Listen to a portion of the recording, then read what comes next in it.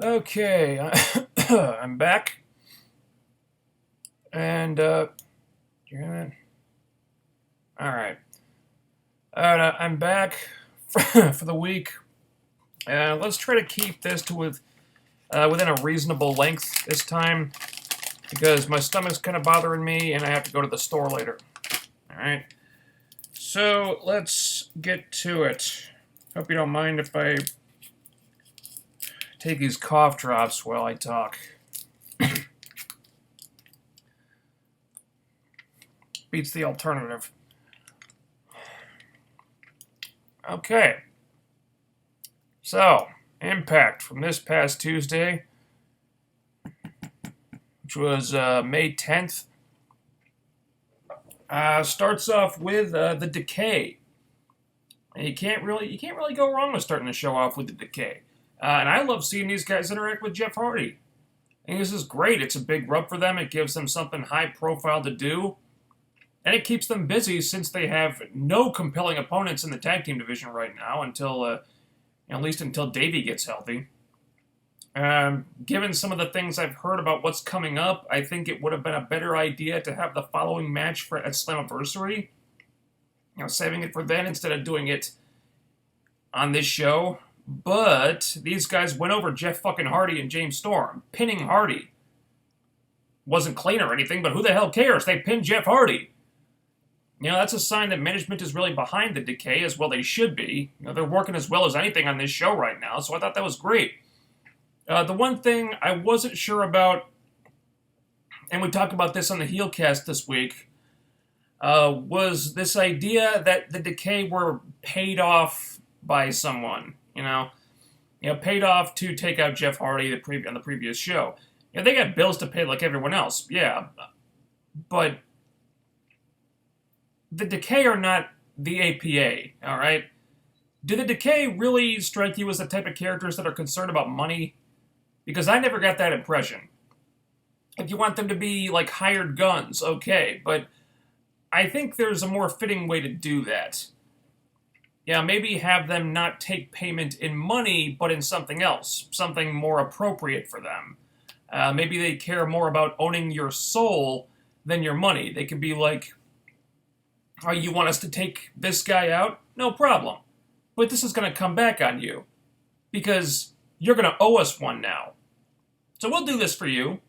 But then someday, we're going to ask you to do something for us. A favor, whenever we want, for whatever reason we want. You might not understand it, you might not like it, but you're going to fucking do it. Because if you don't, well, you're going to wish that you had.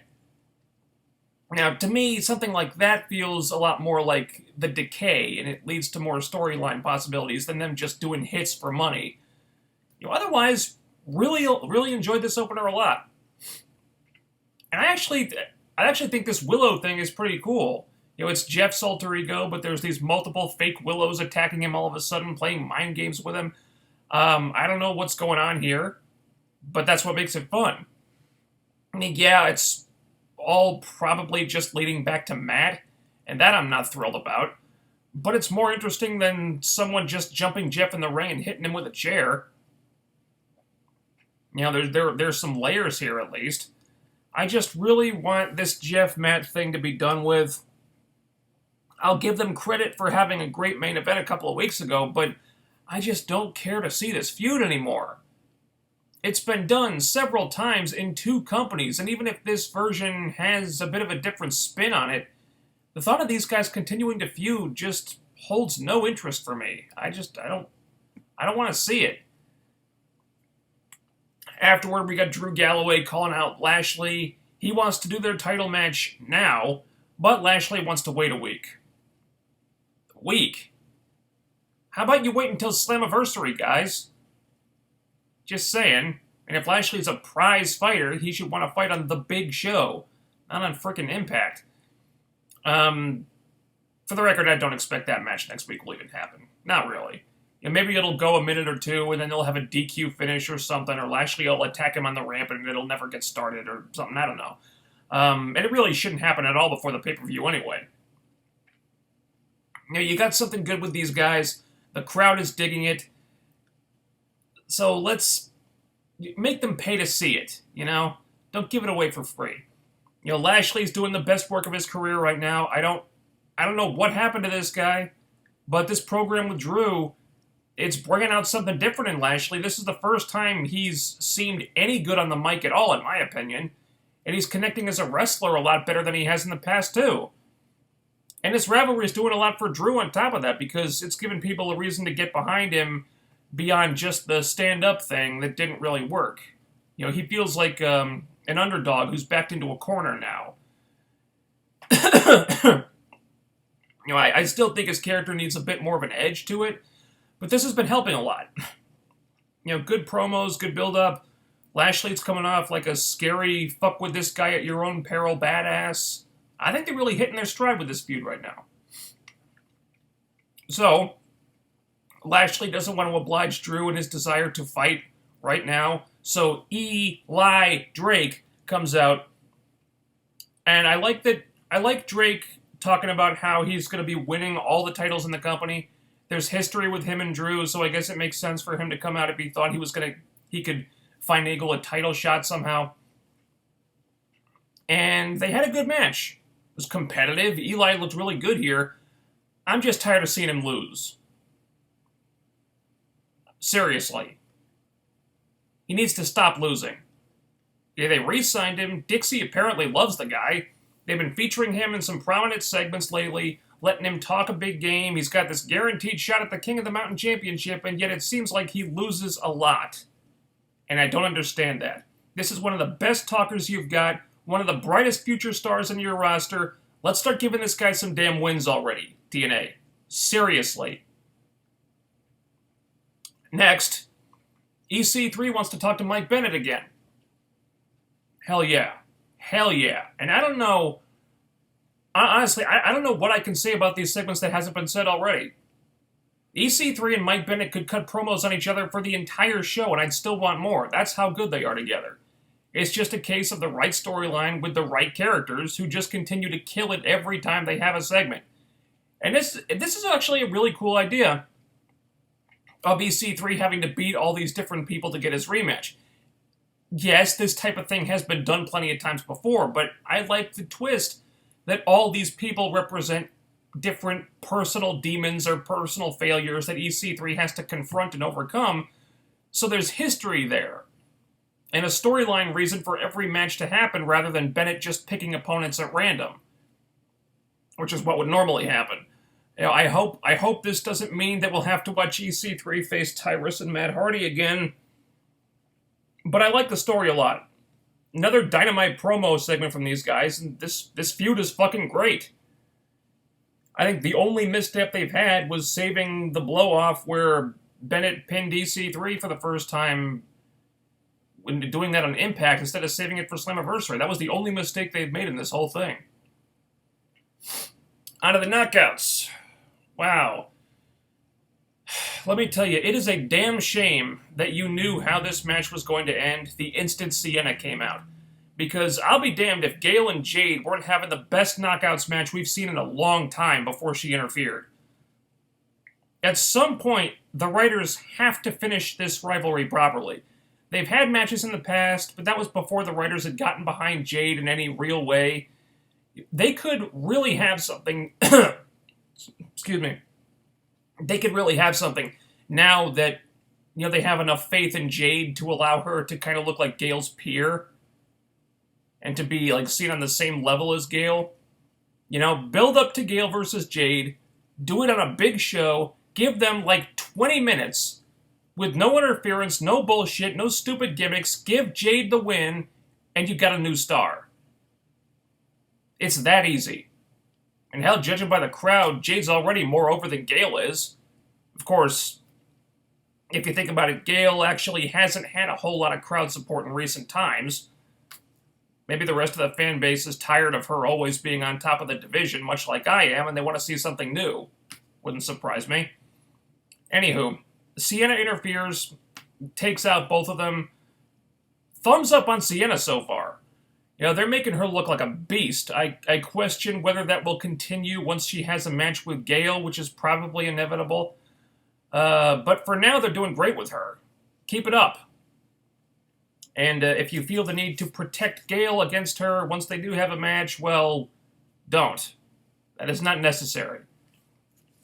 And then, oh boy, Al Snow had another match with Mahabali Shera, which ended with Grado returning.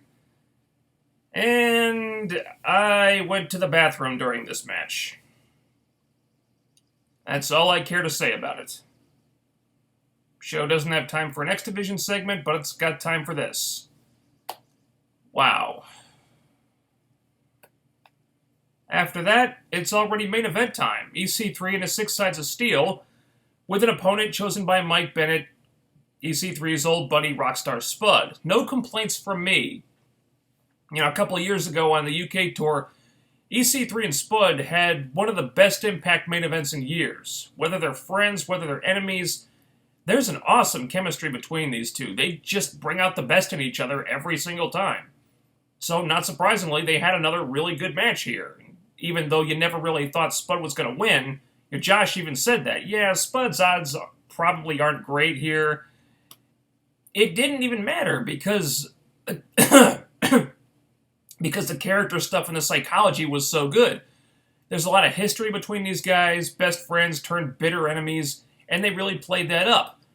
You know, Spud, spots where they climbed the cage but chose not to because they'd rather continue beating the crap out of each other. I love the part where Spud spit on EC3 from the top of the cage. I mean, that's character work that not every performer really gets, but something these two both really excel at. And it's little details like that that can really put a match over the top. And kudos to Spud for that big bump, too. I mean, that press slam at the end from all the way at the top of the cage could not have been fun. Great main event. You didn't expect EC3 to lose, but it was still really entertaining stuff. If I could say one thing, though, about this, the gimmick matches are getting kind of excessive, TNA. Maybe not to the extent that they were in the Russo days when they were doing two-minute ladder matches every other week and somehow Misty on a pole made it to air. But it's still more gimmick matches than you probably need on a weekly basis. It all feels pretty overdone to me. I don't feel like they need to be doing these things all the time. They've been delivering more often than not, and that's why I'm not incredibly frustrated by it yet. But when you've got a ladder match with the entire knockout roster that goes like 8 minutes, and a random-ass King of the Mountain title match that's, 10 or 12 minutes? Then it's getting to be too much. You know, when they're as good as when they're as good as this match was, fine.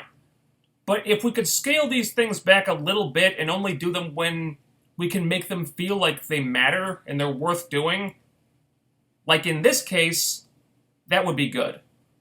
That would be, I think, a better decision than what they're doing right now. Aside from Al Snow versus Shera, which I had no interest in, and oh, God help us now, the Grado's back. This was a great show. And it's nice to see the Impact Zone starting to come back to life a little bit. You know, it's been at least slightly more engaged than it usually is recently, and maybe that's a sign that people are starting to realize that the show has been pretty consistently good for a while now, and it's actually worth paying attention to. Apparently, they've made some creative changes. There are a couple things I'd like them to work on, like advertising, for the love of God. But for the most part, this is a uniformly solid product right now. I'm enjoying this a lot.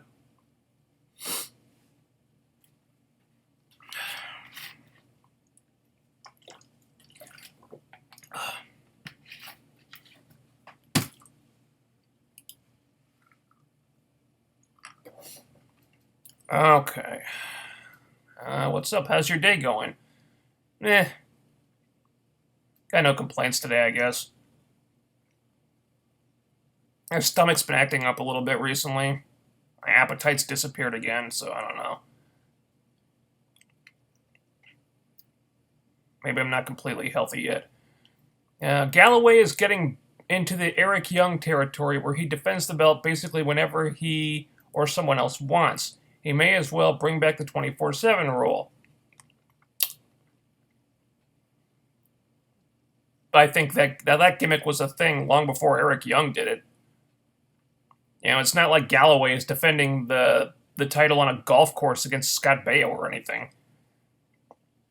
Abyss and Steve looking like Bradshaw and Farouk and drinking beer would be funny. Speaking of the APA, were you ever a fan of theirs back in the day? Not really, no. No, I was not an APA guy. If all these current feuds are supposed to end at Slammiversary, it's going to be an awesome show. Finally, after all those years, I don't even have a problem with the show being in the Impact Zone. I have a problem with the show being in the Impact Zone, but I guess it's a financial necessity right now. I don't expect all the feuds to end at Slammiversary. Some of them will probably continue, but yeah, it's looking like a good show so far. Slammiversary is supposed to celebrate TNA's history, amongst other things, and most of the memorable moments I have happen in the Impact Zone, so it makes sense to have the show there. It's also what's supposed to be one of their biggest shows of the whole year, so I would say that it does not make sense to have it in the Impact Zone. That's just me. What did you think of EC3's Evolve promo? I didn't see it. Don't really follow Evolve. Haven't cared to. Now, I knew EC3 showed up there, but I haven't seen the promo. I wanted EC3 to get more mic time on these shows. Me too. And it's not like he's not getting any time. He's just that good for me to make me want more. Oh, I totally agree. It doesn't help that Matt Hardy has been getting like 2 promo segments a week lately. And, you know, he's off the show right now, thankfully. But, yeah, Matt Hardy's been hogging entirely too much TV time. That's time that should have gone to people like EC3. So, yeah, definitely agree with that. Do you think Cedric Alexander and Veda Scott would sign with TNA since they're both leaving ROH? Veda Scott, possibly. TNA has shown interest in her in the past. Cedric Alexander, I don't know. As far as I know, he's not on their radar. Thoughts on Jack Evans? Human highlight reel. He's always incredibly fun to watch whenever I've seen him. It's a shame that he apparently doesn't like working for the American companies. Is he in Lucha Underground right now? I don't know. But yeah, I'm a fan of Jack Evans whenever I've seen him. I think he could get over instantly if somebody signed him. Al Snow is doing the best he can to make that horrible feud interesting. He deserves some credit. He's in great shape and he's cutting some great heel promos. I'm rooting for Al Snow in this feud. So am I, honestly. My problem with the feud is not Al Snow. I generally like Al Snow. I respect him. I got nothing against the guy. I just think the feud shouldn't be happening in the first place. Now, he's doing his best, but I can't stand Grado. Mahabali Shera, I've labeled a project. Now, I don't think the guy is entirely without potential, but he's just someone who probably shouldn't be on TV yet and belongs in developmental. The problem is TNA don't have a developmental system right now, so he's on TV. Yeah, but, you know, better Al Snow jobbing for him than somebody like an Eli Drake. So I guess that's a step up. Spud and EC3 matches are basically the new AJ Daniels matches. They never disappoint. In a way, yes. Hopefully TNA won't end up beating a dead horse like they did with AJ and Daniels, though. Because, good God, those things just went on forever and ever. Not time-wise, I mean, just TNA just never got tired of doing those matches. And they did them over and over and over again to the point where I just didn't want to see them anymore. Would you want to see a Bray Wyatt versus Triple H? Would you want to see Bray Wyatt? I get your issues with him, but he may be saved as a face. Versus Triple H in terms that he has not been done before. No. I have no interest in that. It'll be an incredibly one-sided feud because Triple H is Triple H and Bray is the new Farce of Fear. with no credibility, no reason to take him seriously anymore at all. So now now you want him to have a feud with Triple H? That wouldn't make any sense. Triple H would just walk all over him. You want to do that feud? Well, Bray Wyatt has got to be completely rebuilt from the ground up. I mean, send him back to NXT for a while. You know, rebuild his character. Try to find some way to give him some new life, some actual credibility, and then bring him back someday and start from square one. Because right now, what he's doing right now, it ain't working anymore. They clearly don't have a lot of faith in it because they always have him lose the big matches. What are your thoughts on the triple threat match from Unbreakable 05 with AJ Daniels and Joe? One of the best matches I've ever seen. One of the best matches ever? What do you want me to say? What needs to be said about it? Best match in TNA history? Yeah, probably. You got to check out Luke Harper's Twitter. It's really funny. No. Haven't seen it. Got no interest in Luke Harper's Twitter. Bromance versus Barry Allen. Who wins? Well, if that were to happen, I think Barry would inevitably do the stupid thing and try to talk to them before fighting them. But eventually I think the Bromance would do their stupid bro shit, and eventually Barry would get so irritated by them that he'd probably just end up speeding into them and knocking them out. But he would absolutely try to talk to them first, because that's what Barry does. He always does the stupid thing. So it's a question of, who could out-stupid the other. I think Barry would do the stupid thing first, then the Bromance would do their stupid shit until Barry got fed up with their stupid shit and stopped being stupid himself. I think that's what would happen. I love how they're putting Sienna over like $1 million. So far, that's 2 shows. But she has not had to face Gail Kim in a match yet.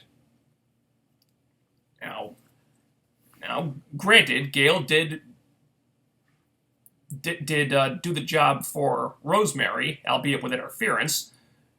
But Gail does not have a sterling track record when it comes to putting other people over in a meaningful way. She does it sometimes, but she's also very, very protected in ways that are often become detrimental to the rest of the Knockout roster. So let's reserve judgment until we see a Gail versus Sienna match and just see what happens. Because, I don't think there's any reason to put Gail over in that match. If and when it happens, but let's just see. Let's just wait and see. Just go to the WWN YouTube page. The promo is there in full. Okay. I'll try to check that out. This was a very good episode. Little bit of a slow build, but I'm actually getting excited for Slammiversary. For the love of God, for Slammiversary, make the presentation of the arena look different than Impact. Oh yeah. I mean, do some different set decoration. Get some ring aprons with the Slammiversary logo on them. I don't know, change the ropes, light the studio differently, do something. I mean, they've had this problem in the past where they go to like pay-per-views or big shows that happen in the Impact Zone, and they don't do anything different with the set, like anything different aesthetically at all. It just looks like an Impact episode. And it's little things that make a big difference. If you just make some kind of effort to change up the set, change up the look of the studio, have it look different so it feels different. If it just looks like a normal Impact, that's how it's going to feel. So definitely agree with that. Jack Evans' heel work in Lucha Underground is Deadpool-esque. Huh. It's been awesome. Look up the match between him and Phoenix on YouTube. Okay. Excuse me. Indigestion, I guess. I don't know why I haven't eaten anything all day. Church of Eli Drake, so awesome. Are you going to join in? Oh, dude, I'm the founding member. With the network and TNA only doing 2... With the WWE Network and TNA only doing 2 a year, is it safe to say that wrestling pay-per-view is dead? Not yet, but it's definitely on the way out. It's not a dead business, but it's definitely on the decline, and it's going to keep declining. With the advent of the internet and other digital platforms and stuff like that. TNA might want to think about looking into online pay-per-views. You think Wyatt will be saved as a face? I'm not optimistic about his chances. I think Mahabali Shera has the look to be believable. A believable first Indian TNA World Champion, but they are going to train and develop him and his character more, which I think Billy Corgan should be in charge of booking him. Huh. He does have a look.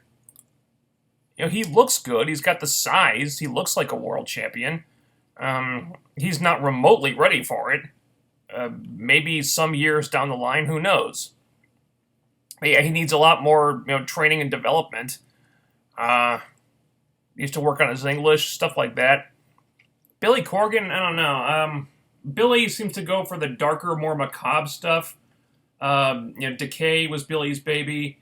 I think he was also producing the Dollhouse as well. I don't know how Billy booking Shera would work. It doesn't seem like his wheelhouse. What's your thoughts on Rogue from the X-Men? Okay, that's a random question. Always one of my favorite X-Men. I loved her on the old X-Men animated series. As I haven't been following the recent comics because I don't like what they're doing with the X-Men right now. How they kind of threw the franchise under the bus because they can't get the movie rights back. So yeah, not reading any of the current X-Men comics, but as I understand it, Rogue is on the Avengers now. But yeah, always been a big fan of her. Let's see, Decay were very good against the Charismatic Storm was very good. Abyss seems to finally be a bit interesting. Yeah, it's about time, huh? I mean, for a couple of years, I just had no interest in him anymore. After the Joseph Park thing, I loved the Joseph Park gimmick, but after it seemed like they didn't have a good plan for how to end it, so the whole thing kind of fizzled out at the end there. And afterward, they just nothing the guy did interested me anymore. This is the first time in a couple of years where I'm genuinely intrigued by what Abyss is doing, and it's all because of the Decay gimmick. And, well, let's not lie, that's mainly because of Rosemary. She's the linchpin that makes this gimmick work. Without her, it's not nearly as interesting. So, if Abyss is going to thank anybody for kind of giving his career new life, thank the gimmick and thank Rosemary. Because that's what did it. What's your thought? Your thoughts on Rogue and the X-Men movies? Oh, movies. Okay, you didn't finish the thing here. Okay. I like her in the movies. I understand they couldn't have her with the Carol Danvers powers because Marvel has the rights to Carol Danvers. So she just has the power absorption thing, which I think makes sense. Anna Paquin's a great actress. It seemed like after the first movie, she didn't have a big role anymore. Which is a shame. Because they kind of let Anna Paquin go to waste. They could have done more with her after the first movie. I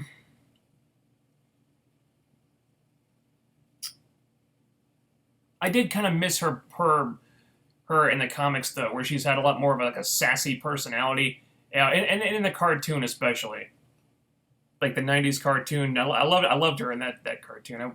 It would have been cool if she'd been more like that.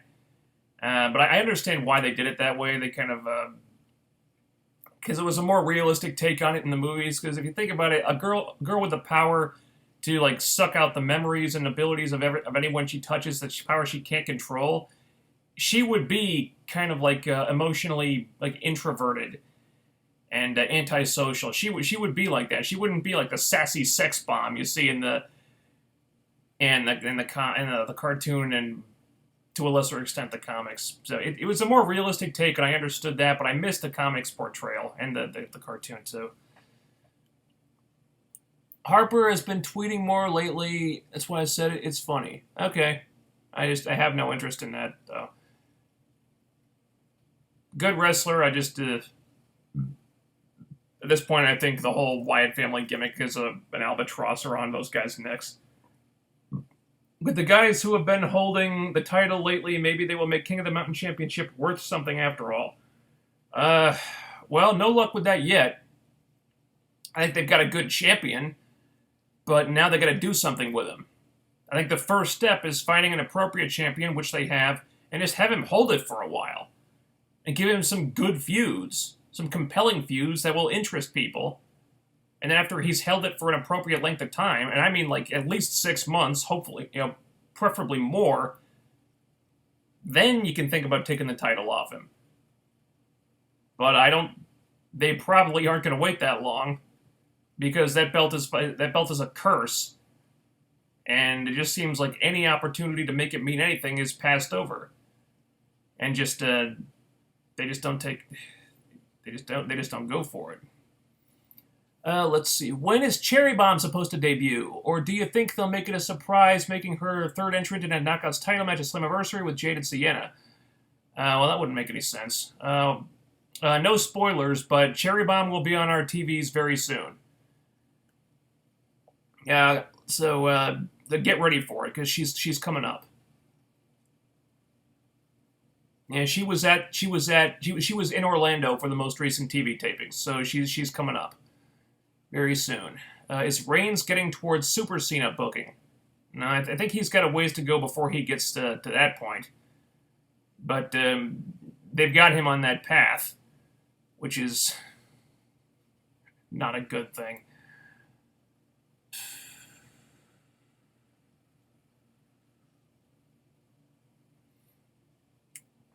I agree with having a set for Slammiversary be special.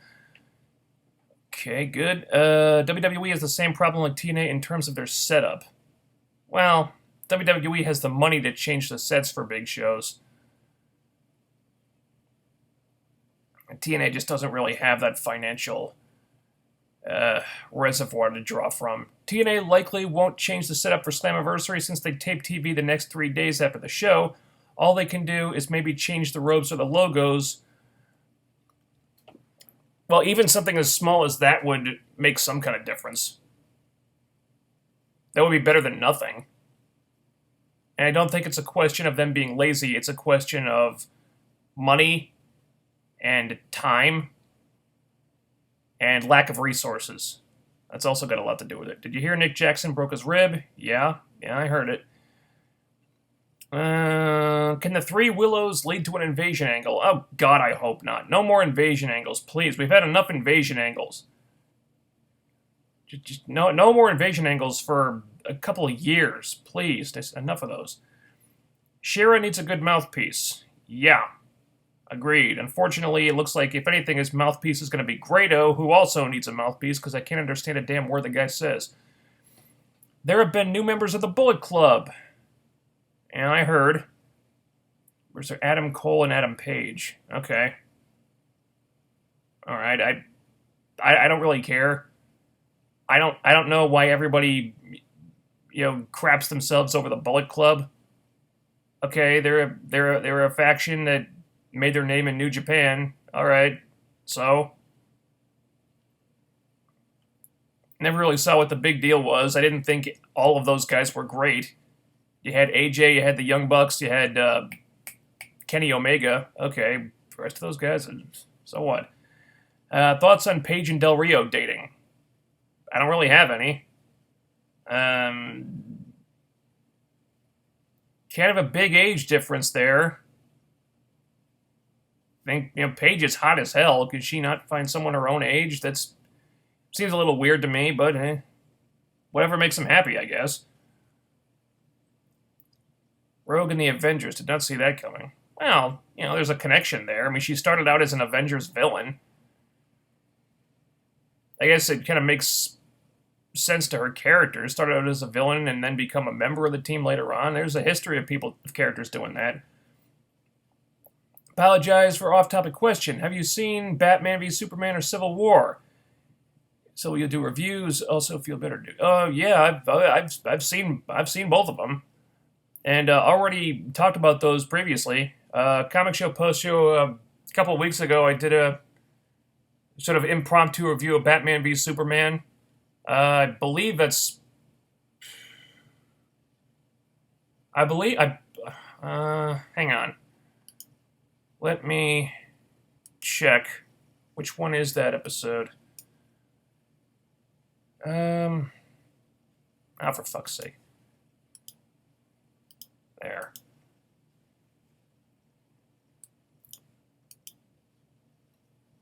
Ah,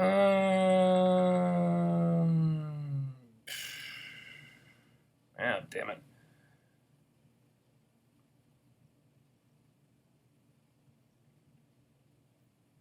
Yeah, I talked about Civil War on the Comic Show post-show episode on the Thursday after the movie came out. I don't know which date that is exactly. And I talked about Batman v Superman in an earlier episode. Just go check out my channel. It's the episode with the Batman v Superman logo on it. So, yeah. It's the first video I did after I started streaming again, after I got sick. So it's a couple of weeks ago, but it's there. Long story short, Civil War was awesome. Batman v Superman was problematic, to say the least. Also, I want to see Aiden O'Shea get his push. Oh, good. Fuck. I think King of the Mountain Division right now should be built around Bram, Eli Drake, Aiden O'Shea, Jesse Goddard, and Robbie E. Robbie E? Really? Okay. I was with you until you said Robbie E. I don't think he needs to be in there, or on the show at all.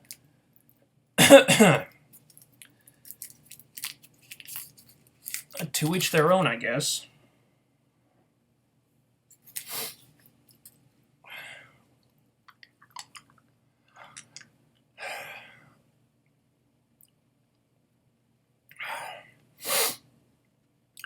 Gonna need more cough drops.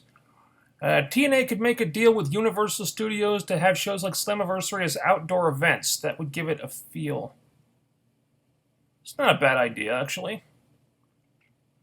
Of course, they would have to move a lot of equipment and stuff outside the studio. They could do that. It's not like they'd have to pay travel expenses or anything. That'd be a good idea to look into.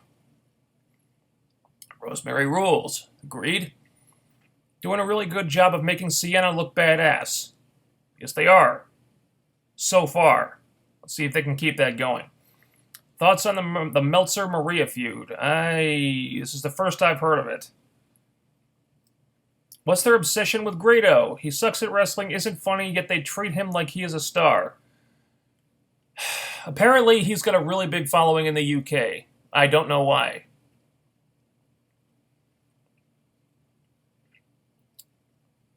And, now that they've lost Magnus, they need a gateway star in the UK to help with that fan base, and I guess Grado is that person now.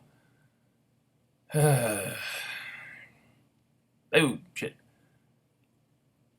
See, the problem with this chat room is that they let, like, a ton of comments build up, and then you just post them all at once. It'd be helpful if that didn't happen until after I hit the little blue bar right there. But no, it just does it automatically. So I keep losing my place in the chat room.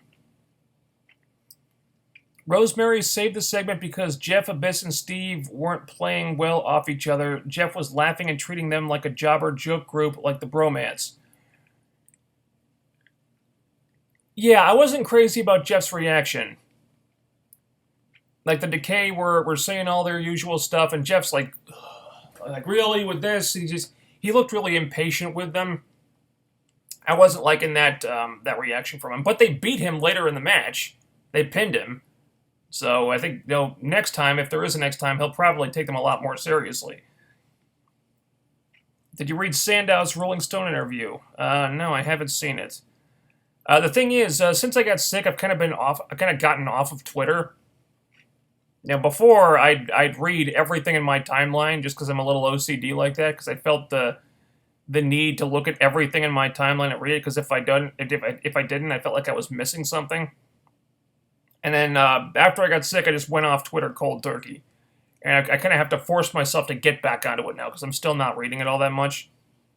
So I'm probably missing some stuff.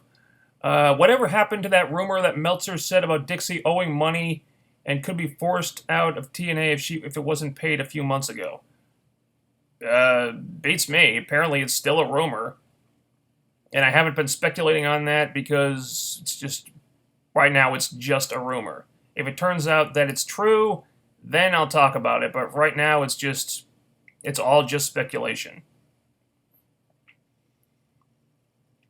Like, remember when TNA was for sale? That was speculation. And nothing happened with that, so this could very well be the same thing. WWE only does that for WrestleMania, but uses the Raw set for their pay-per-views. This is why I made a comparison. Yeah, but they changed things up, though. I mean, at least change the ring apron. Put the pay-per-view logo on the ring apron. Do something like that. Bobby Lashley had a very good promo. I was surprised. Yeah, for him, it was a great promo. Believe me, I was kind of stunned myself. He's gotten a lot better on the mic. Wouldn't say he's an incredibly charismatic talker, but compared to what he used to be, he's gotten a lot better. By the way, my Twitter handle is Wee19. No, Wee91, rather. Okay. When do you think Rosemary should go for the Knockouts title? August. When the Suicide Squad movie comes out. I've talked about this before, but, she's TNA's pro wrestling version of Harley Quinn, so wait for that movie to come out, and then put the title on her. Build her up for a couple months, and then when you get the movie, it's like free publicity. Josh Matthews is already calling them the Suicide Squad, so use that. If they're like Joker and Harley, play that up. Then when the movie comes out, and people see this girl who's like Harley Quinn walking around with the Knockouts title, it shows that you're hip to what's going on in pop culture. It's like free cross-promotion. I think it makes a lot of sense to do. Have Jade hold the title until August, give Jade a good first title reign, and then have Rosemary take the belt from her. Let her roll with it. Speaking of Cherry Bomb, did you view my 2K16 creation of her for my gaming channel? Tweet at you and her. She liked it and retweeted it. Oh, okay. No, I haven't seen that yet. I'll try to check that out. I'm sorry. I'm still trying to get caught up with responding to people. I've heard rumors that we might see a few debuts at Slammiversary of possible new superstars and knockouts. Possibly. They did sign a whole bunch of people recently, and some who haven't debuted yet. I think if anyone debuts, maybe Marsh Rocket. I think Eli Drake could be a main eventer. Hell yeah. I don't see what could stop him. I mean, all he has to do is start winning matches, and he'll get there. Did you see all my ideas for a real new era of WWE? You think about it. Of your own image, which bad... is that stuff you tweeted to me? I'm sorry, I really need to get... Like I said, I really need to get caught up on responding to people on Twitter. I've just been off of that. Which bad wrestlers should TNA release? Well, I'd say Mahabali Shera, but I guess he's the gateway star to India.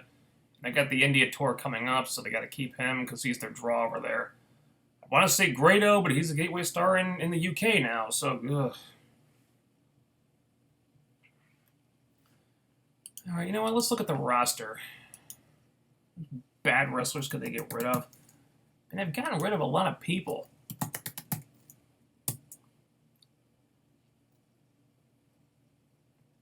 Come on. And it's not like they're still employing Garrett Bischoff or Wes Briscoe. Those chumps are long gone. Oh, Chris Melendez. I could get rid of him. I got no use for him anymore. Micah's not there anymore.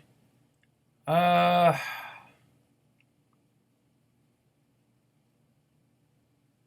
Tyrus. I could get rid of Tyrus. Robbie E.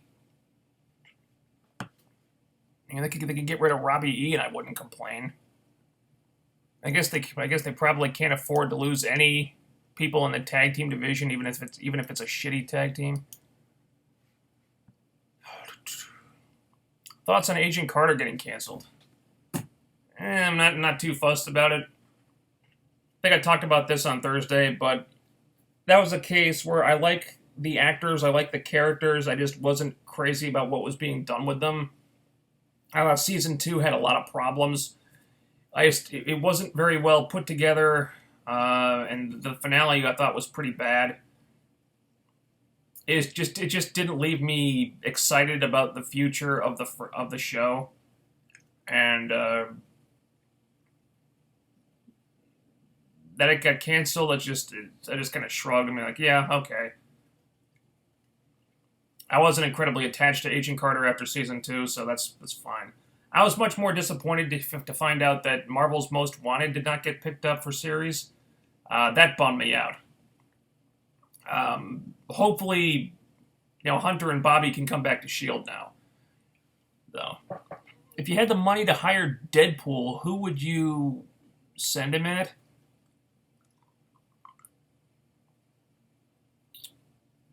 Grado. And possibly Donald Trump. TNA, WWE, and or The Flash. Oh, The Flash. Oh, Barry Allen would have no fucking clue what to do with Deadpool. Okay. I think Lashley or Bennett or EC3 will win the world title between now and Bound for Glory. Maybe not all three, but at least one or two I see winning the world title. At least one of them, yeah. I think that's a good, pretty safe prediction. And I was hoping Fantastic Four would be a hit so they could substitute Sue Storm for Carol Danvers. Wait, what? So they could do a Rogue storyline, and that's why, but Fantastic Four bombed straight to hell.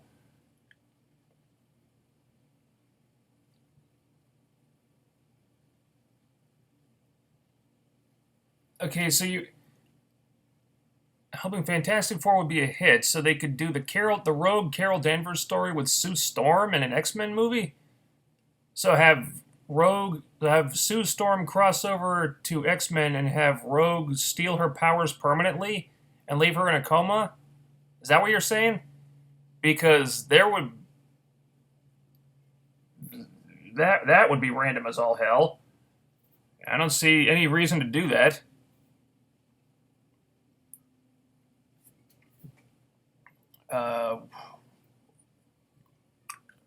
Sounds like fanfic to me, but maybe you should go and write that, dude.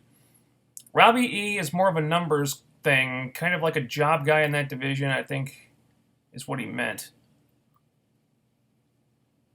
They do need jobbers, I guess.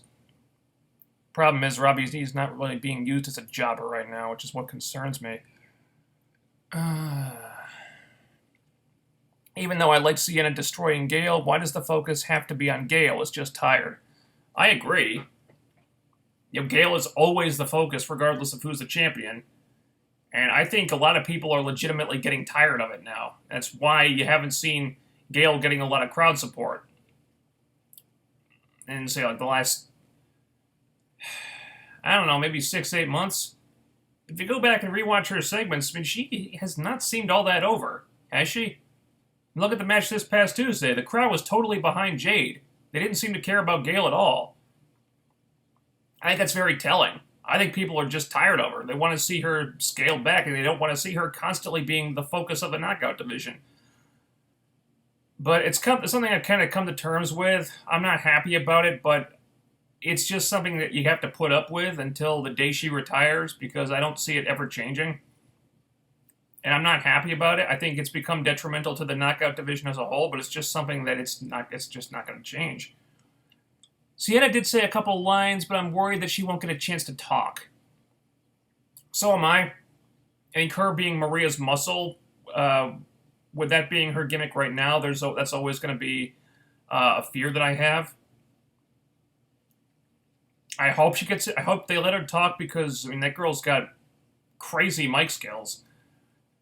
It would be ridiculous if they didn't let her talk. But if she's standing behind Maria, it is a possibility. But I can't believe you don't like Robbie E. Don't everybody love to fist pump and say boom? No, not everybody. In fact, not most people, from what I understand. What would you do with Sandow if you came to TNA? Maybe team him with Mike Bennett. What do I do with Sandow? I'm not sure.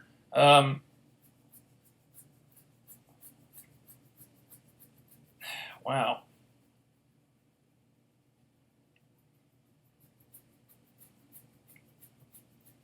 Maybe put him with EC3. I think EC3 tweeted something on his Instagram about wanting to finish business with that guy.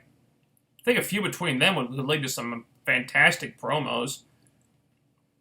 Or maybe team them up. Because there could be kind of kindred spirits there. Both guys that WWE completely missed the boat on. Coming to a different company, wanting to prove that Vince was wrong about them. I can see something with that. Robbie E still sucks. Amen. How bad did Fox fuck up the Dark Phoenix saga on X-Men The Last Stand? Very badly. And apparently it looks like that might be the focus of the next X-Men movie. I think Bryan Singer said something about that. And singers aren't our trust at this point, so if Singer wants to do the Dark Phoenix story, I have confidence that it will at least be good. Because in The Last Stand, it was not good. It was just it was a B plot playing second fiddle to the Cure storyline. And why the fuck would you try to do both of those in the same movie? That's just ridiculous. It's fucking ridiculous. Kind of time short. I'm done. See you next week. Okay. Can they have a match with Grado and Robbie where the winner and loser lose their job? That would be what I'd book. What are your thoughts on the women's division compared to previous years? Women's division, do you mean in WWE? I like that they rebranded it a women's division as opposed to a divas division. It shows that they want it to be taken more seriously. That said, I don't think a whole lot has really changed. There's still very little attention paid to the women in terms of creative. They do get more time for their matches now, which I like. I'd like to see more attention paid to character and storylines and stuff. But they got more girls that can legitimately wrestle now. That's good. If you're referring to TNA, I think they're on the right track. I think for a long time, the knockout division had kind of gone to waste and had been really neglected. It was just kind of on rinse-repeat mode, just repeating the same basic stuff over and over. They needed a big infusion of new talent for the longest time, and thankfully that's finally happening. I think in the last couple of months, with the additions of people like Rosemary, like Sienna, having Jade win the title, like even like Maria, because I think they're using her, playing up her strengths as a talker and a character, and not having her wrestle, at least not very much. I think that's the best way to use Maria. I think she's someone who can really push characters and storylines forward, and she's doing a great job with that in the knockout division. And it's become a much more interesting aspect of the product than it was before all these things started happening. And I'm really looking forward to Cherry Bomb showing up too. Plus, Losing Velvet Sky doesn't hurt. Yeah, that's great. So they lost Velvet. And they gained Maria, Rosemary, Sienna, Cherry Bomb. That's a pretty good upgrade. So it's in a much better place now than it was last year. Thoughts on the ROH wrestler Lio Bush? If he joined the X Division, I think X Division would be a better fit for him. To be honest, I'm not really following ROH right now. I'm not familiar with Lio Bush. I haven't seen him. Cedric Alexander would be a great for the X Division since he's a free agent now. Okay.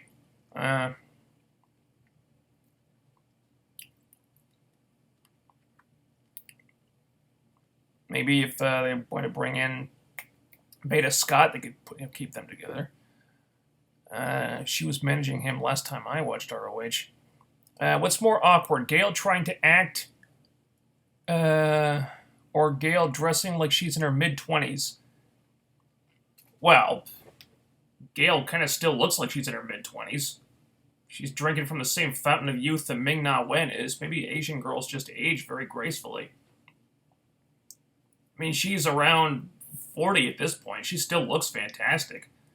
So I'm going to say Gail trying to act, because that is not what she's best at. Now, if you want a good acting performance, you go to Rosemary. Yeah, that's her wheelhouse. Regardless of people's issues with Gail, it's still impressive that she can perform at a high level. Oh, absolutely. And she can still deliver great in the ring. I think the problem people have, and the problem I have with Gail, is just that she's been the focus of the entire division and continues to be the focus of the entire division, and it's just gone on too long. And at some point, you just gotta move on to somebody else and give other people a chance. And it's hard to create new female stars when you've got this one woman who is constantly at the top and never ever gets kicked off of that pedestal. I'm wondering what Pepper Park's character would be, what division he would enter. I'll see what's your thought on Mandrews versus Andrew Everett. Feud for the X Division title. Well, neither guy are the X Division champion right now. I'd like to see it. But right now I'd settle for Mandrews just getting back on TV. Pepper Parks, I think he'll probably wind up in the upper mid-card. I could see him in going for the King of the Mountain title, so probably mid-card, upper mid-card, somewhere like that. What do you think about Michael B. Jordan and Lupita Nyong'o being cast for Black Panther? Two fantastic actors. I'm happy about it. I don't know who they're playing, but that's a great cast they're putting together. I can't get over they gave Maria that new badass theme, the one that should have gone to Jade. Did they give her a new theme song? Or is that the one they played after Sienna beat up Jade that first time? Is that the one? I don't know. And they're going to a whole bunch of new questions. Holy shit.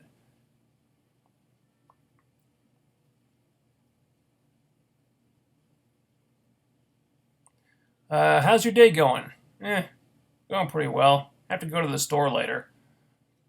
What I meant by Terrell being a music composer, she should learn from Dale Oliver and Serge Salinas, and she should make her own music and have some knockouts use her songs she sings. Okay.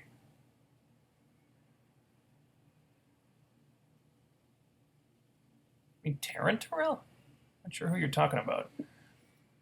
I kind of like Jade's new theme. At least it isn't stereotypical Asian theme, or they didn't rehash or give her Hamada's old theme. It beats her coming out to the old Dollhouse music. They had to give her something. I think it is kind of generic, but, I don't know, probably better than what she had before. Speaking of Hamada, does she still wrestle? I have no idea.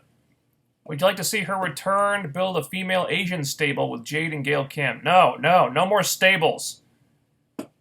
It's also something they've done way too fucking much of. I have no idea if Hamada still wrestles. I frankly would not want to see her return to TNA because they didn't know what the hell to do with her last time, so unless they've got a completely different philosophy now, I'm not optimistic that they'd know what to do with her now. You think TNA's new bi-weekly guaranteed pay contract is the reason why they don't jump at signing established indie stars or keeping their big names? I have no idea. I don't know if that's even that bi-weekly guaranteed pay contract thing is even, I don't know if that's even a thing. Isn't that all just rumors? Do we know if that's a real thing? I don't know. Bi-weekly guaranteed pay is the reason why they don't jump at signing established. Keeping their big names. I don't know. It could be any reason, really. In all of Mike Bennett's matches, they should ban Maria from ringside. Yeah, that's one of those things where you just have to say hashtag pro wrestling logic. You kind of have to suspend your disbelief on some of this stuff. It's hardly the most unbelievable thing that's happened in pro wrestling, though. Even with the new female talent, do you think they should add a few more? Maybe one more. They've added a bunch of new girls recently. And you still got one that hasn't even debuted yet. And with Cherry Bomb, I think if they could add one more, and that would be good. But for the most part, I think the knockout division's pretty well set for a while. I mean, Rosemary hasn't even really joined the division that much. I mean, she's had one match in the division. That's it. So they could insert her, and she would shake things up. They got Sienna now.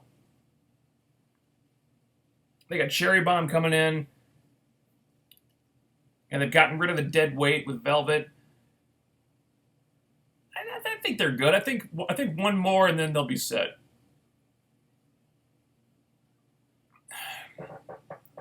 Thoughts on Jade's nickname War Queen? I like it. So I understand that she's been calling herself that for a while. I think they could put that on a t-shirt and it would sell. So they should probably get on that. Do you think Gail Kim is a rude person? Because I tweet her sometimes when I'm on Twitter. She doesn't like or reply. Do you see her as a mean person? No. I mean, bear in mind, these wrestlers probably have people tweeting at them all the time. I mean, they can't respond to everybody. And doesn't necessarily mean she's a mean person. It just means that she's a busy person and she's got other things to do than responding to every fan who tries to talk to her on Twitter. You know? And she can't be on social media 24 hours a day. She's got stuff to do. What match that hasn't been done a lot should TNA do? Rosemary versus Cherry Bomb. Sienna did the pinkies up pose at the end of the segment. Yeah, she did it. I kind of wish she'd stop that. That's an AK thing. It's not a Sienna thing.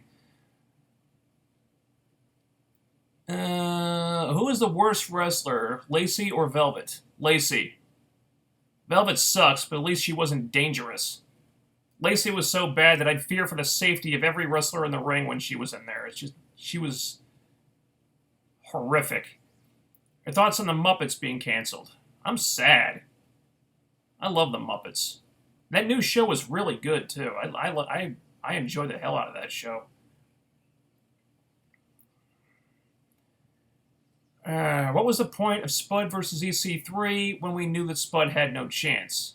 Well, it's part of a story. You know, it's EC3 exercising his demons, as it were. You know, Spud is one of his demons. You know, we knew that EC3 was probably going to win, but that doesn't mean they can't tell an interesting story and make the journey worth taking. You know, and they had a really entertaining match. So I didn't, you know, it didn't bother me that EC3 was probably going to win. It didn't bother me that the finish was kind of a foregone conclusion because I was enjoying the ride. Looks like other people not happy about the Muppets being canceled. I'm not happy about that either. I loved that show. I'm uploading a TNA Slammiversary 2016 location rant. Hope you can check it out. It will be up in 30 minutes. I'm very unhappy. Yeah, I'm not happy about it either. think we all probably saw that coming, though. Let's see. The way I see it every year in wrestling, it seems like we always have draft season between the companies, so I don't mind wrestlers being signed with different companies. And it's good to see them continuing to get work. It's better than having to slum it on the indies again. Natty is getting time on TV 2 months in a row, more so than usual. Well, yeah, you can thank Total Divas for that. I think once... when does Total Divas end? The season? I don't know. I haven't been watching Total Divas in a long time. But yeah, as long as Total Divas is airing, they're going to have Natty back on TV doing something. They're probably not going to have her win the title. In fact, I'd be stunned if she won that thing again. But, she'll be on TV doing something, and when Total Divas season ends, she'll go away again, most likely. Since WWE is supposedly getting 2 TNA wrestlers in Rude and Velvet... Velvet? I think there was a rumor that they might use her for some kind of women's tournament they're doing on the network, but they actually signed Velvet. They showed no interest in doing it before. I don't see why they'd show any interest now. It's only fair if TNA signs 2 of their wrestlers. Well, geez, at least get Sandow. God damn. What a guy. Vince completely missed the boat on Sandow. Leo Rush, okay. Really hope Olivia Munn pulls off Psylocke, but by early reviews, people are saying she only has 2 lines in the whole film. Well, it's a really big cast. I'm rooting for her. I don't think she looks incredibly like Psylocke. I think she's like half Chinese or half Korean or something. I would have preferred like a Japanese actress.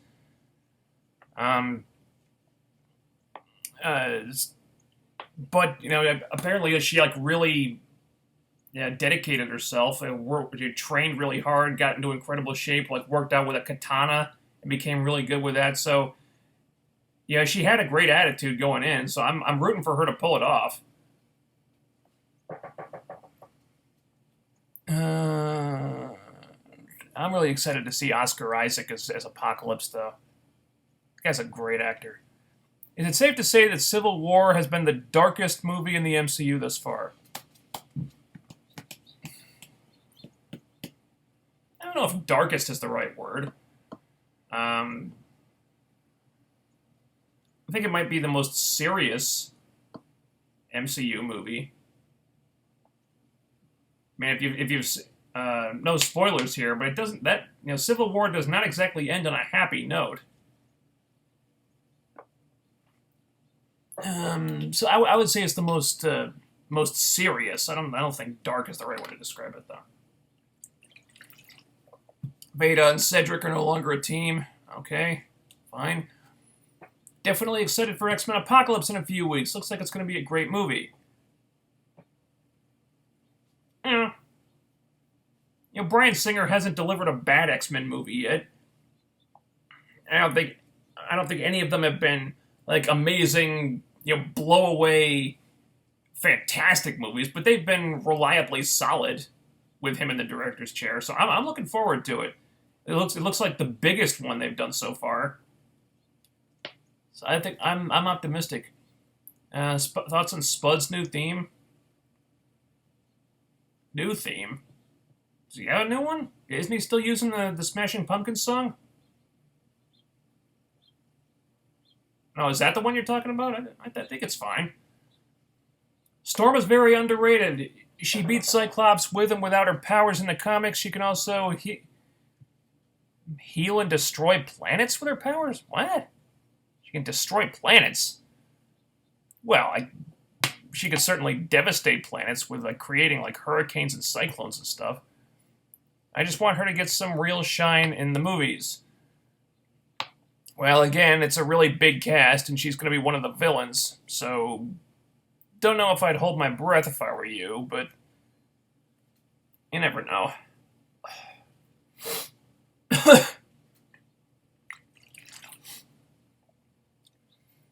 My issues with ROH is that there's no psychology. It's just a bunch of spot fests with people hitting a bunch of finishers and kicking out from them, and the promo production is horrible. Yeah, that's part of it. There's no real storytelling either. Like every match kind of feels the same to me every time I try to watch it. There's not a lot of like proper selling or anything like that. It's just a bunch of spot fests. Yeah, that's basically what it is.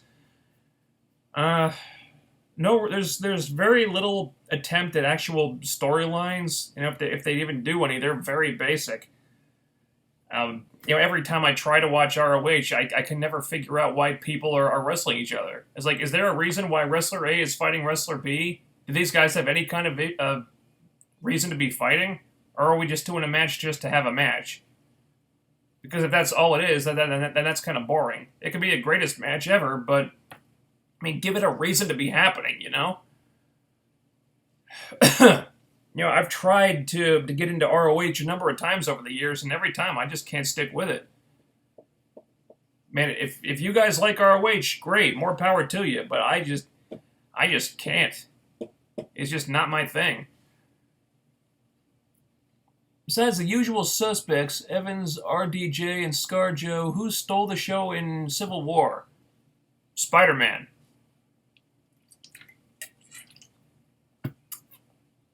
What the hell is the new actor's name?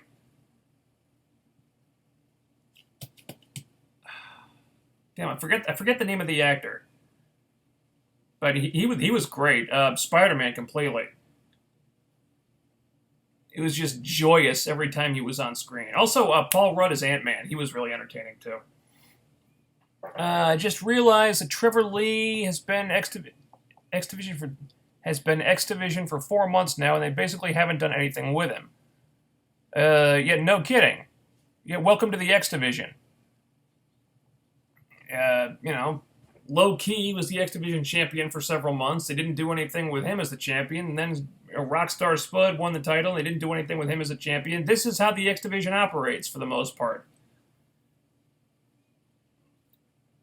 They don't really do a whole lot with them. The X Division means something for a couple of weeks out of the year during Destination X, when Option C becomes a thing, and otherwise they just don't really pay that much attention to it.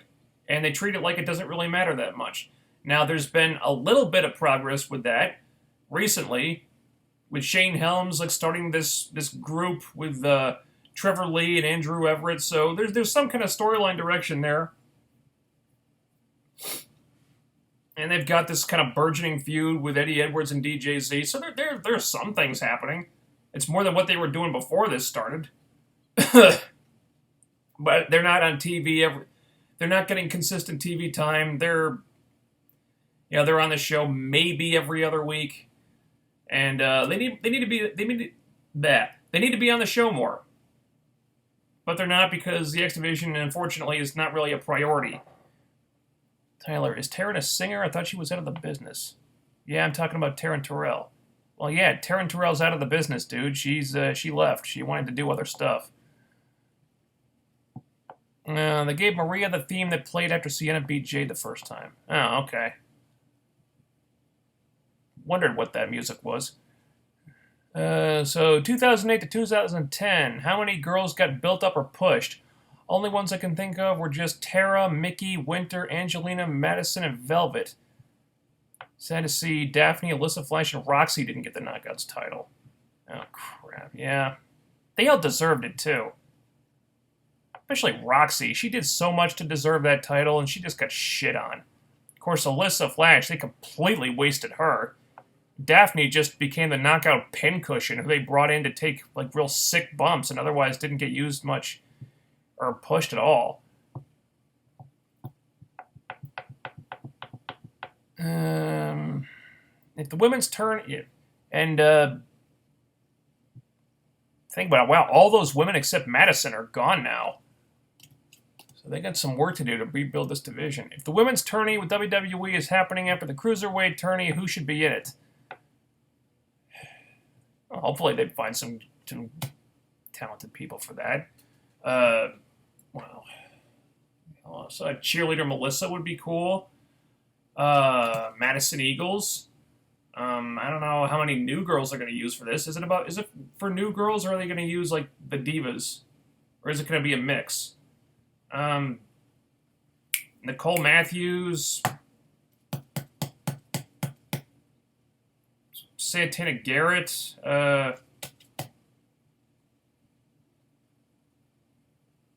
almost said Allison Kay. No, wait, she's over TNA now. Who the hell else? Oh, wow. Now, Portia Perez is retired. Not too familiar with a lot of the current talent, at least the ones that are still in the indies. Wouldn't it be cool if they got Kaylee Ray versus Carmel Jacob on that show? On that tournament? Wow.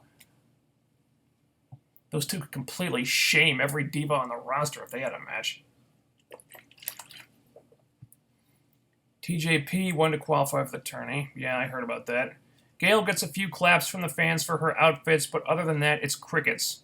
Like I said, just people are losing interest in Gail. I think it's been overkill. She's been pushed too hard for too long, and I just think people have gotten tired of it. And I think they're showing that by supporting Jade during their match this past Tuesday. They were totally behind Jade, didn't care about Gail. And I think they're ready for something new. If Sinclair sells ROH, Spike, or FX, or TNT, TBS should buy or air it or own it.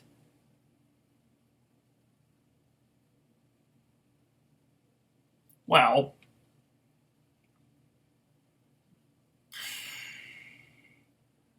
I highly doubt ROH would have the viewership to survive on any of those networks. Highly doubt it, so that's probably not realistic. Your thoughts on the WWE Cruiserweight Classic? I think it's good that it's happening. It's good that cruiserweights on the indies are going to get some work and are going to get a look by WWE. It's on the network, though, so I'm not watching it.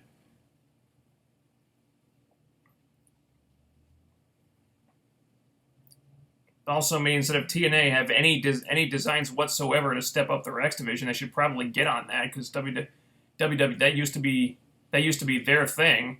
Now WWE's trying to do it too. So, yeah, that's one chink in the armor that TNA can't exactly exploit right now, so they better do some work. I think Raquel will join the Knockout division around June or August or sometime before summer, but she definitely will be in the division before Bound for Glory, even if it's just tag matches, because she's a rookie. There is no reason to put her in the Knockout division or even put her on television anytime soon. She's probably had less than 10 matches. She's green as hell. No reason for that to happen. Let her get some experience first.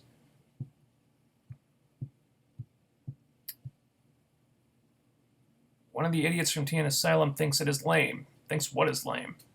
Oh, the Cruiserweight Classic. Okay. Okay, so one person in the comments section thinks it's lame. All right. Did you hear the crazy news about UFC being for sale even though it looks false? I didn't hear that, and it's probably false. Call Suicide Squad time. Do you think Rosemary and Steve should change the tire to a Harley Joker-ish design, or would that be trying too hard? No, that would be trying too hard.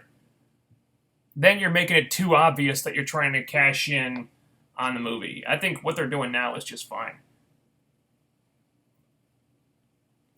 For most people who have Comcast or a few other cable providers removed Spike TV to higher cable packages like Destination America and El Rey are,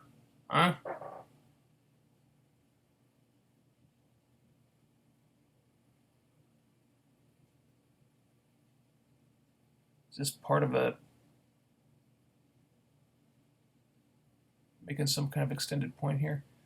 Not sure. Oh. Damn, I lost my place again. Okay, I have to go to the store pretty soon. So let's get your final questions and comments in now. And let's think about wrapping this up pretty soon.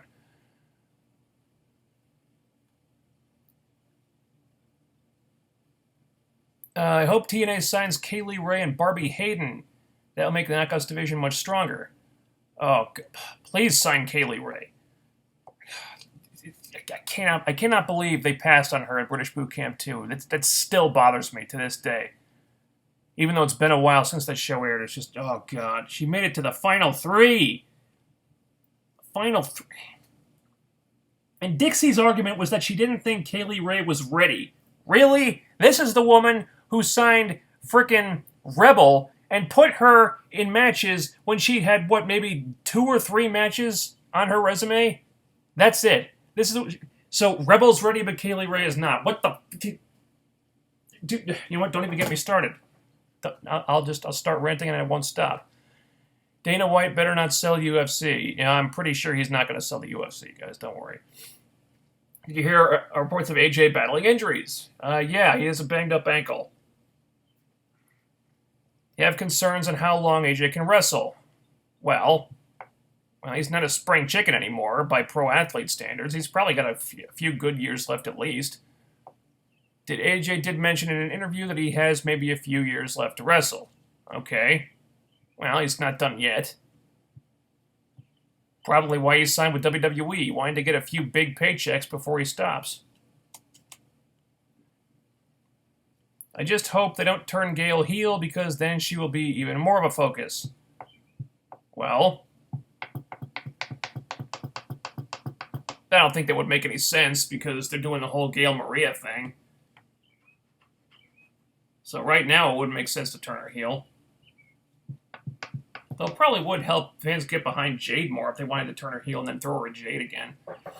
AJ said on Twitter it was his ankle, but he will be back on Raw with no problem. Yeah, I heard that too.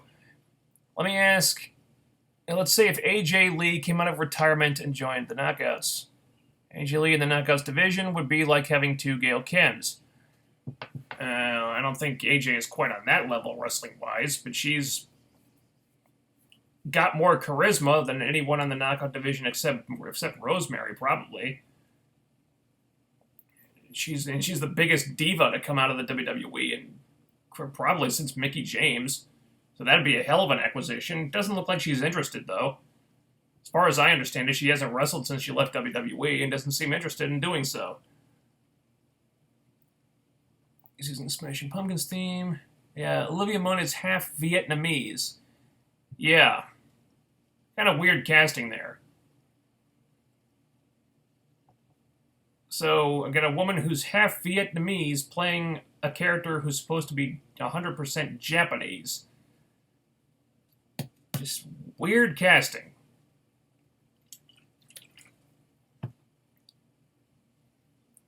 I would feel like puking seeing that many pipsqueak AJ Lee in Impact Wrestling. I know she has a big fan base, but she's the most overrated thing ever. Well, she has a huge fan base. That would be enough. You know, like it or not, if she showed up in the Impact Zone, she would get a massive pop. From a business standpoint, if they could get her, they'd be stupid not to. And, okay, you might not like it, but that's the way it is. Who's the worst director, Brett Ratner or Zack Snyder? So worst director. Oh, worst director. Oh, Brett Ratner. 100%. You know, Zack Snyder may be a poor storyteller, but as a director, he's pretty brilliant.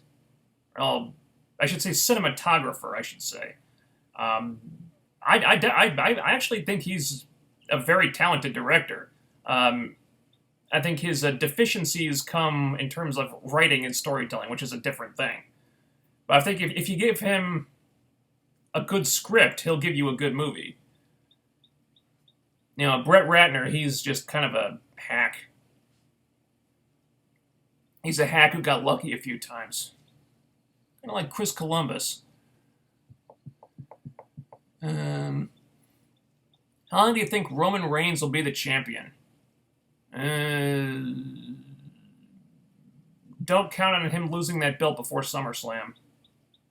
He'll probably keep it at least until then, probably longer than that. Is Jarrett being called a Memphis mid-card piece of shit like Schleg Daddy says? Is he being called a Memphis... Is he being called that? I don't know. Is he? Is someone else calling him that? Other than Schleg Daddy, I don't know. I'd rather Gail just be a manager and wrestle sometimes. I don't have a problem with Gail wrestling a lot. I have a problem with her being the continued focus of the entire division. I think that's ridiculous at this point. It needs to stop, because if she's serious about retiring in the next few years, they need to build up other girls so they're ready to hit the ground running when she's not there anymore. Let's see. That is coming from a jackass that calls Triple H God. LOL, Jeff Jarrett is certainly not a mid-carder from the South. Alright, let's not start attacking Schleg Daddy, okay? He's a good guy.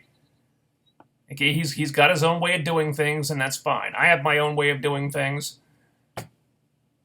We're all wrestling fans here, okay? Let's not start throwing stones at anybody, okay? Tom Holland. That's the actor's name who plays Spider-Man. Yeah, thank you. Name fell out of my head there for some reason. Yeah, he did a great job. One of the big highlights of Civil War. Tom Holland. Okay. Most overrated Marvel movie. Overrated? Overrated. I don't know if I'd call any of them overrated. There were a few I thought were underrated.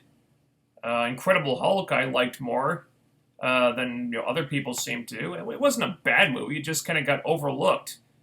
And they seem to kind of pick and choose as to whether or not that thing is in continuity with the rest of the MCU or not. Sometimes it is, sometimes parts of it are.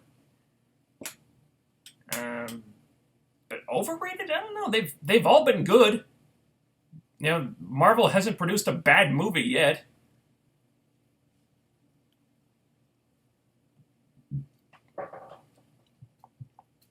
I know this never happens probably, but I'd like to see Dixie and Jeff Jarrett work together again, like the perfect team backstage like they used to. Wouldn't count on it. Jeff has apparently sold his stake in TNA back to Dixie. I guess they mended fences enough to do the GFW storyline, but they couldn't agree. Jeff and Gaburik couldn't agree.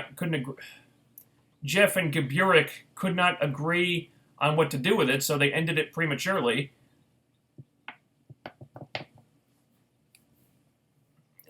So I wouldn't expect that to happen anytime soon. Okay. And I'm putting the cutoff point in here because I've got some other stuff that I need to do. Okay, put that. Okay. That post.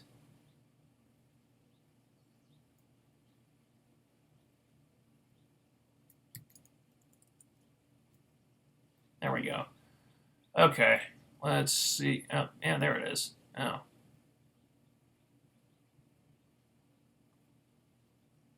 All right, let's get through the rest of these. Do you mean MCU or all of them? Like Fantastic Four?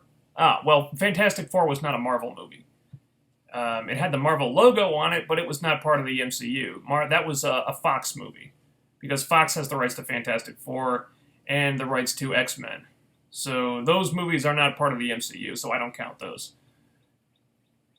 And I don't think we could call any of the Fantastic Four movies overrated because they've all been pretty terrible. Although I thought the new Fant Four Stick movie had a chance. There were elements of a good movie there. They just... that thing really fell apart. Your thoughts on Alden Ehrenreich? Oh, that guy. Being cast as the young Han Solo in Star Wars. Han Solo. Yeah, the Han Solo prequel. Never heard of the guy before.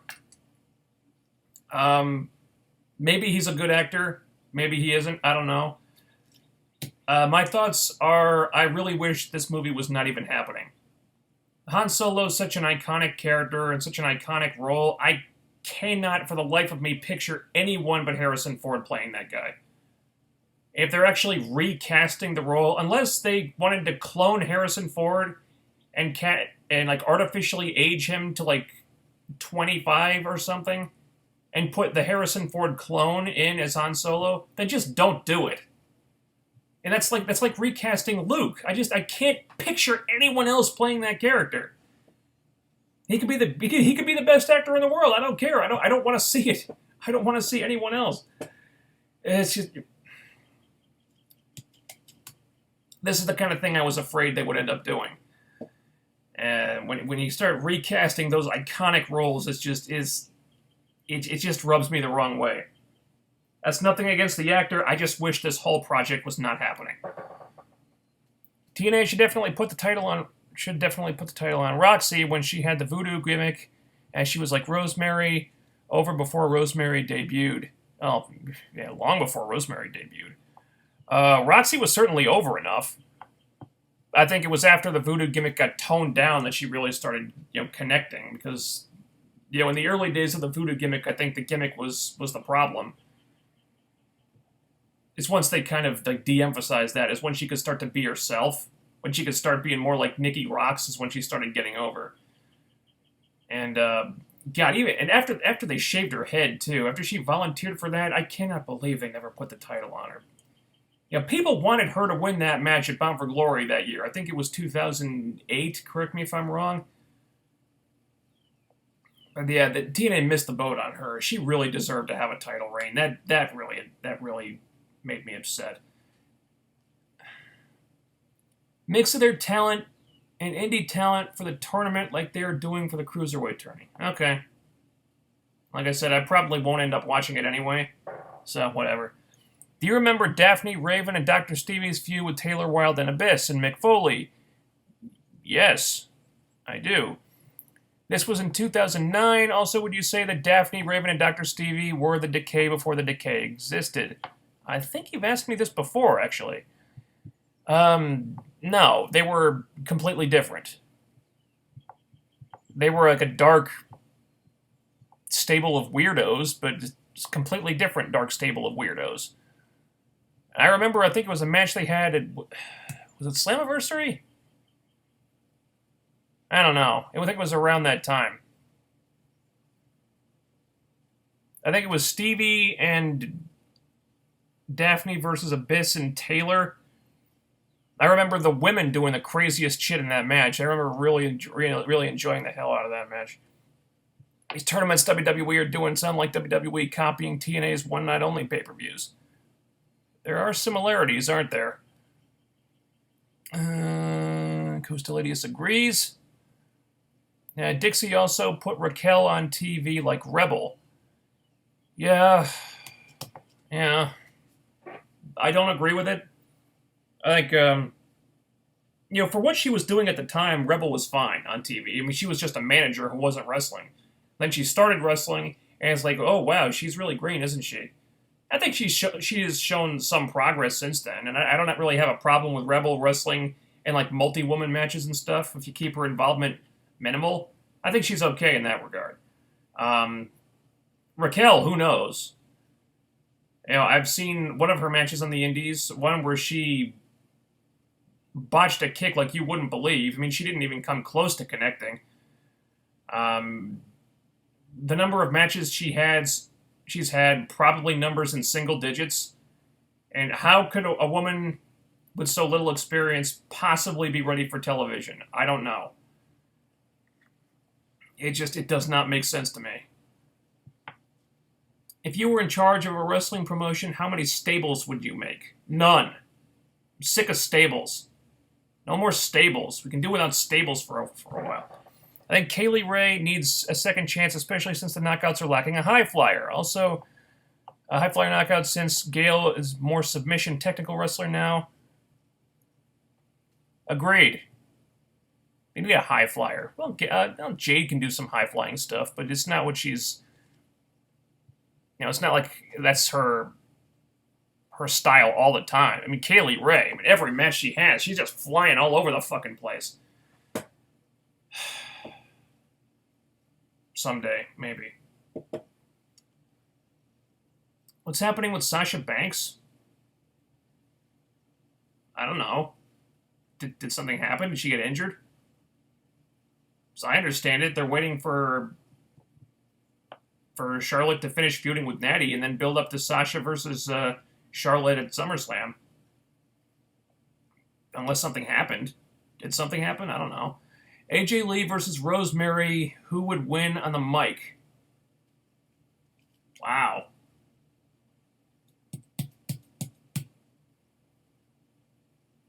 That's a good question, actually. I think they'd be pretty evenly matched. And they both great interviews. Both got tons of charisma. That's a good question. I don't know if there'd be a clear winner in that situation. Shit. Okay, my voice is starting to go, so let's get through the last of these questions. Jeff, are they keeping her off TV until SummerSlam or bringing her back to help Becky against Dana Brooke and Emma? I have no idea. That they are keeping her off TV. Okay. Well, keeping her off TV until SummerSlam is asinine. If they wanted her to challenge for the title at SummerSlam, they should have her on TV doing something now to get ready for that. Okay, did you know the theme that Rockstar Spud is using the Smashing Pumpkins theme called Zero? And I have that theme on my phone, and it's awesome. Yeah, I know. It's a well-known song. Olivia Munn, I remember watching her on the old GT4 channel. Man, do I miss that channel? Okay, never saw GT4. Andre, I think he was being sarcastic about Triple H. Yeah, I think the whole Triple H God thing is a big joke that Schleg Daddy enjoys. You know, it's all jokey. It's sarcastic. I don't think it's meant to be taken really seriously. He's having fun, and that's just his way of doing things.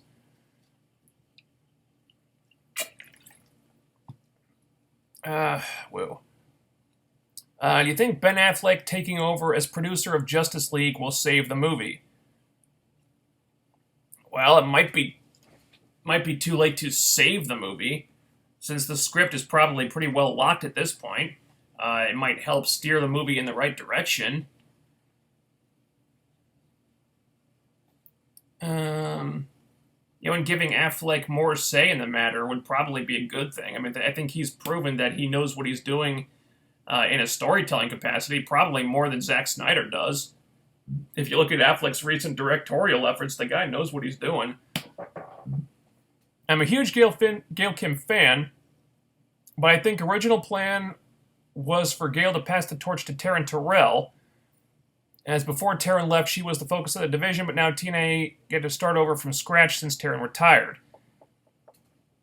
That may have been the plan. It did look like they were preparing Taryn to be their new golden girl of a division, but then whatever happened, and she got married and found religion, and she decided that wrestling didn't really work for her anymore, which is unfortunate, because they put a lot of work into her. So she left, and then Gail got all the attention back. And it's annoying because that seems to be like their fallback. Once in a great while, they'll find someone that they think, oh, maybe this person could be, the top of the knockout division. But, then they leave or they don't work out for one reason or another, and then it's always Gail that they come back to. And she never really leaves that spot, but sometimes they'll find someone who can share the spot that they think highly enough of. But it's like they don't work hard enough to keep these people because Gail is always there. And I don't think they will work hard enough to keep those people until the day Gail leaves, because Gail is always a crutch. They feel like, well, as long as we got Gail, then we don't have to bust our asses to keep anyone else, Okay, final 3 comments. It was at Slammiversary 09. It was a mixed tag Monsters Ball match. It was Raven and Daphne versus Abyss and Taylor.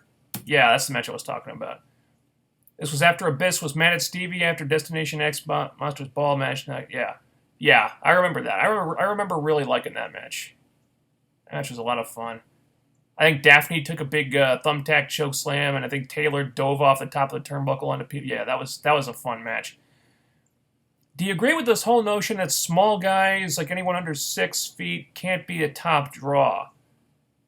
Well, I think Daniel Bryan is under 6 feet. I mean, name me one guy in recent times that got more over than he did. I think he's he's the reason why that doesn't really hold water. Although he might be the exception that proves the rule in WWE. CM Punk is probably under 6 feet, right? They were big draws. I don't know if they were top draws, but, well, according to Vince, maybe. Who knows? They were certainly as over as anybody else. Daniel Bryan was way more over than anybody else.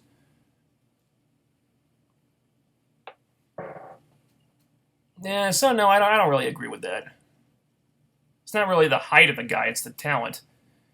The spot that was awesome at Slammiversary in that Monsters Ball mixed tag match was when Taylor Wilde two-hand chokeslammed Daphne in the thumbtacks. Wow, you must have watched that match recently, didn't you? I don't hate Schleg Daddy, though. Good, he's a cool guy. He had me on his podcast once. We had a fun time. Schleg Daddy's a cool dude. No hate. We're all fans here. Okay, you know what? 7 o'clock, alright. I think that's gonna be it. So we'll see you guys next Saturday, sometime in the afternoon. There's no set time frame for these things. But also tune in Thursday, 10 p.m. Thursday, 10 p.m. Eastern.